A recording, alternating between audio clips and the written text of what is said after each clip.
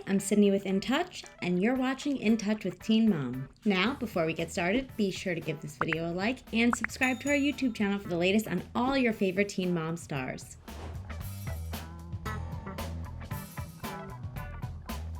To kick things off, we're going to start with our daddy drama segment. On this week's episode of Teen Mom OG, Amber Portwood's ex-husband Gary Shirley invited Portwood over to see their shared 12-year-old daughter Leah, and naturally the reunion did not quite go at all the way Gary had imagined or Amber had wished and hoped.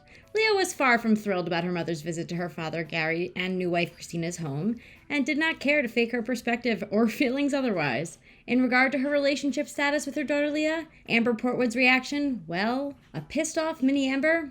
I don't want to deal with that.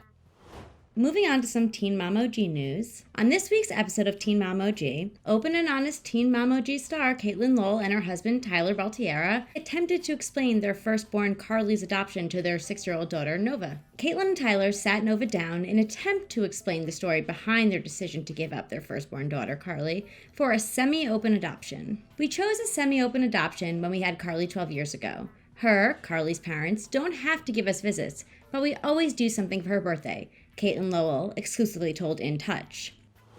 Meanwhile, Maci Bookout McKinney makes healthy lifestyle changes to help manage her PCOS and PTSD since the gas station shooting, while also tackling her debilitating insomnia. The lack of sleep and my PCOS makes it much harder for me to regulate my blood sugar, Maci Bookout McKinney said on MTV's Teen Mom OG. Now, we all know Teen Mom OG star Cheyenne Floyd has given birth to her son Ace Terrell, but on this week's episode of Teen Mom OG, we saw Cheyenne experience intimate details behind her labor and delivery journey, including the fact that she would have to be induced for the birth of her and fiancé Zach Davis's son, Ace. But she was reassured that it was for the overall safety of the baby, so eventually she came to terms with the situation. I was initially apprehensive about being induced, but quickly realized it was for the best, Cheyenne Floyd said on MTV's Teen Mom OG. Meanwhile, after celebrating Bronk's graduation from pre-K, Mackenzie and Josh then had to make a very difficult decision about whether or not to hold Jaxie back one more year before beginning 2nd grade. Moving on to some Teen Mom Young and Pregnant news. Briana Jaramillo truly put her friendship with Ashley to the test on this week's episode of Teen Mom Young and Pregnant. And Teen Mom Young and Pregnant star Kayla Sessler opened up to Noopie, her boyfriend Luke's mother, offering an explanation as to why things have been so tense and difficult between them. And the reveal was not what anyone expected. Kayla Sessler admitted to Noopie that Luke cheated on her with a woman he met at a bar just months after Kayla was pregnant with Araya. So that's just horrible for both Kayla Sessler and Luke's mother Noopie to have to digest about the reality of her own son's actions.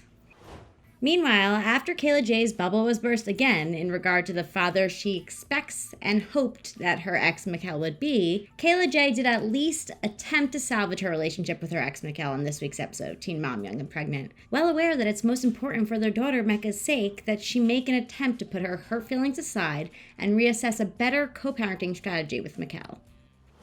Rachel Beaver's outlook seems to improve on this week's episode of Teen Mom Young and Pregnant after meeting a new guy. But I do hope Rachel eventually learns that her happiness depends on being happy first as an individual.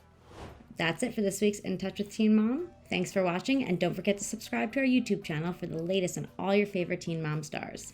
See you next week.